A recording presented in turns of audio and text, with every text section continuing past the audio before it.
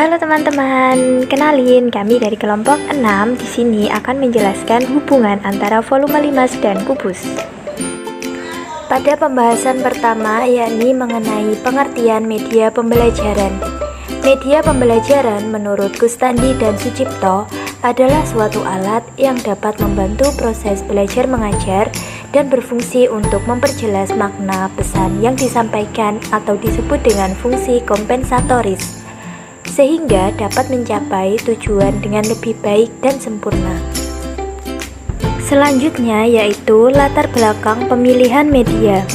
Alasan hubungan dari volume limas dan volume kubus perlu diberikan suatu media adalah agar menarik perhatian siswa sehingga menumbuhkan semangat belajar siswa dengan memainkan serta mengoperasikan jaring-jaring dari bangun kubus dan 5 segi 4 yang sedemikian hingga dapat memperoleh hubungan antara volume kedua bangun tersebut.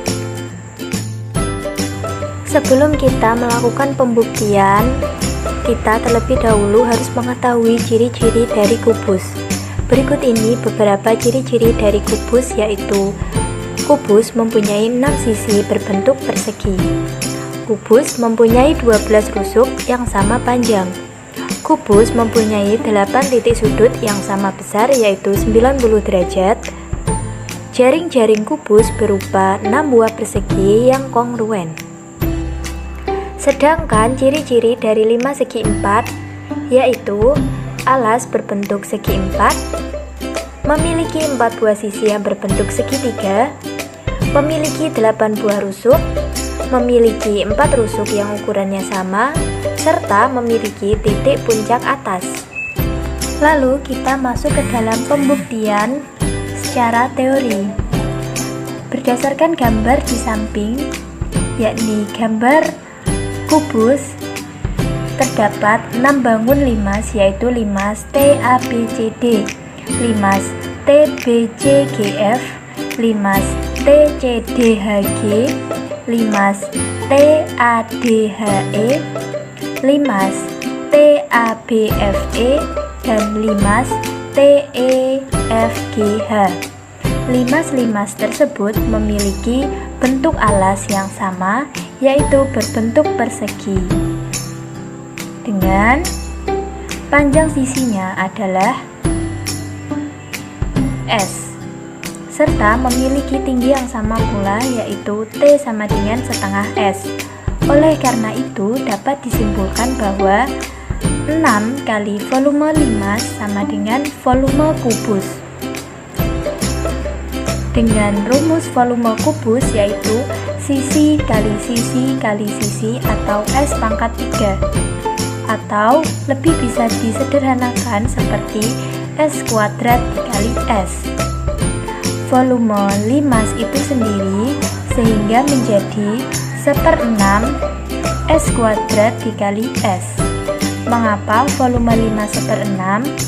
Karena jika sebuah kubus memiliki volume X dengan 6 volume limas, maka volume limas sama dengan 1/6 volume X, di mana X itu adalah S kuadrat dikali S, sehingga didapatkan persamaan volume limas sama dengan 1/6 dikali S kuadrat dikali 2T, atau menjadi 1/3 dikali S kuadrat dikali T. Karena alasnya berbentuk persegi dan luas dari persegi adalah L sama dengan S kuadrat, maka akan berakibat volume limas sama dengan 1/3 dikali luas alas kali tinggi limas. Lalu karakteristik media yang kami buat yaitu fiksatif, artinya menggambarkan kemampuan media untuk merekam, menyimpan, dan menampilkan kembali objek apabila dibutuhkan. Manipulatif, artinya kemampuan media untuk menampilkan kembali objek yang telah disimpan sebelumnya dengan memberikan beberapa modifikasi atau perubahan seperlunya sehingga dapat menunjang proses belajar mengajar. Distributif memiliki pengertian yakni media memiliki kemampuan untuk menjangkau khalayak yang jumlahnya besar dalam satu kali penyajian secara serempak.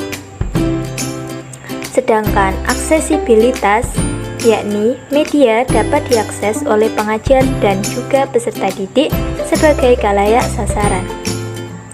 Kemudian, interaktif, artinya media memungkinkan terjadinya proses interaksi atau komunikasi dua arah antara pengajar dan peserta didik. Lalu, sesuai dengan fungsi dan tujuan pengajaran.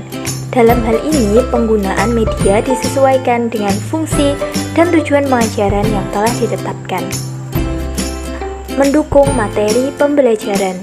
Dalam pembelajaran, tentunya media digunakan untuk mendukung dan memperkuat materi pembelajaran yang sudah ada. Karakteristik selanjutnya yaitu mudah digunakan. Media hendaknya mudah digunakan oleh pengajar yang berperan sebagai komunikator. Sesuai dengan karakteristik peserta didik, terutama dalam hal kemampuan berpikir, perkembangan peserta didik, serta pengalaman peserta didik. Efektif dan efisien. Eksplanatif memiliki arti yaitu media memperjelas penyajian materi pembelajaran. Kemudian, karakteristik yang terakhir yaitu membangkitkan minat belajar sehingga peserta didik menjadi termotivasi untuk bersungguh-sungguh dan dapat mengeksplorasi lebih jauh mengenai materi pembelajaran atau hal-hal terkait secara media.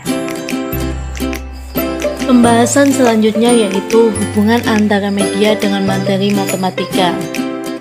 Hubungan antara media dengan materi matematika yang pertama adalah dapat membuat siswa lebih mudah untuk memahami materi yang disampaikan. Yang kedua, dapat memperlancar pemahaman dan memperkuat ingatan seorang peserta didik. Yang ketiga, dapat menumbuhkan minat siswa. Yang keempat, dapat memberikan hubungan antara isi materi pembelajaran dengan dunia nyata. Dan yang terakhir adalah peserta didik juga dapat mengamati secara langsung bentuk-bentuk tersebut. Sedangkan hubungan antara media dengan materi yang akan kami sampaikan yaitu mempermudah peserta didik untuk mengetahui jaring-jaring suatu bangun ruang. Yang kedua, siswa dapat menyimpulkan bagaimana cara untuk mencari luas dari bangun ruang dan juga permukaan bangun tersebut. Yang ketiga, peserta didik lebih mudah untuk menerapkan suatu rumus untuk mencari jaring-jaring ataupun luas bangun ruang dengan menggunakan media yang telah disediakan. Dan yang terakhir adalah dapat memperkuat ingatan dari peserta didik tersebut. Matematika dianggap sebagai salah satu pembelajaran yang sulit dan juga membosankan bagi sebagian siswa, karena dalam matematika banyak yang melibatkan rumus dan angka-angka. Pembelajaran matematika merupakan pembelajaran yang didominasi oleh kegiatan menghitung, membandingkan, dan melakukan analisis secara kritis untuk memperoleh pemahaman yang bermakna. Materi jaring-jaring bangun ruang merupakan salah satu materi yang tidak dapat diajarkan dengan metode verbal saja, tetapi harus diajarkan dengan benda-benda konkret atau nyata, di mana siswa dapat mengidentifikasi secara langsung. Fokus utama dari pembuatan media pembelajaran ini sesuai dengan topik, yaitu wujud realisasi konsep hubungan bangun ruang, di mana siswa dapat mengetahui keterkaitan antara bangun ruang satu dengan bangun ruang yang lainnya. Kita misalkan, hubungan antara limas dan kubus yang dapat dipraktekkan melalui jaring-jaring dan dari bangun ruang tersebut. Langkah atau tahapan pembuatan media. Langkah-langkah dalam pembuatan media pembelajaran jaring bangun ruang yang pertama adalah mempersiapkan alat dan bahan yang dibutuhkan. Alat dan bahan yang dibutuhkan yaitu berupa kertas karton, gunting, penggaris, lem, dan alat tulis. Alat tulis bisa berupa pensil atau bolpen dan juga penghapus. Langkah yang kedua adalah mendesain gambar model jaring-jaring bangun ruang, yaitu bangun ruang kubus dan bangun ruang limas. Yang pertama, kita akan membuat jaring-jaring bangun ruang kubus. Caranya,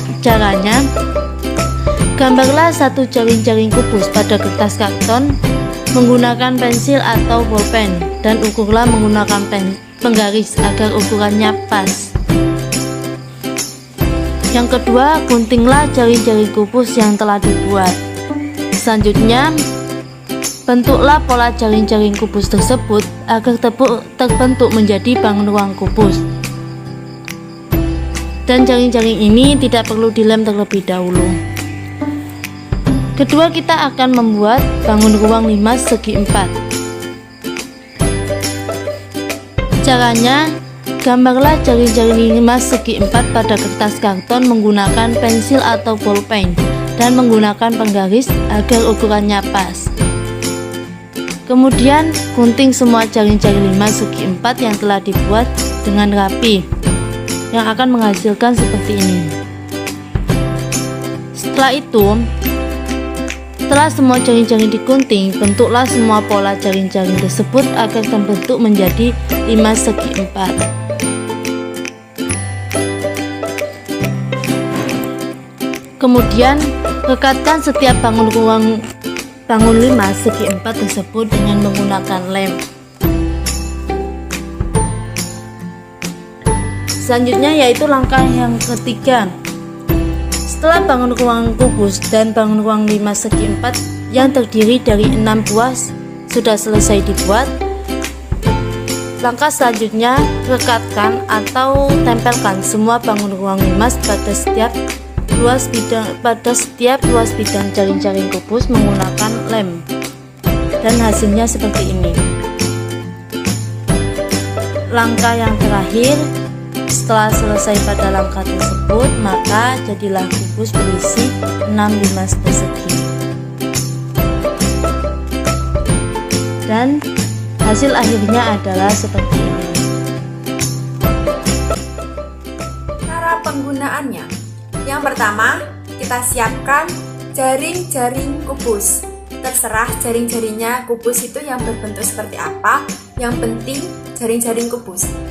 Saya dan kelompok menggunakan jaring-jaring kubus yang berbentuk seperti ini. Kemudian, siapkan 6 buah limas segi 4 seperti ini. Jumlahnya ada 6 ya, ini merupakan salah satu contohnya. Kemudian, siapkan juga pelekat. Setelah itu,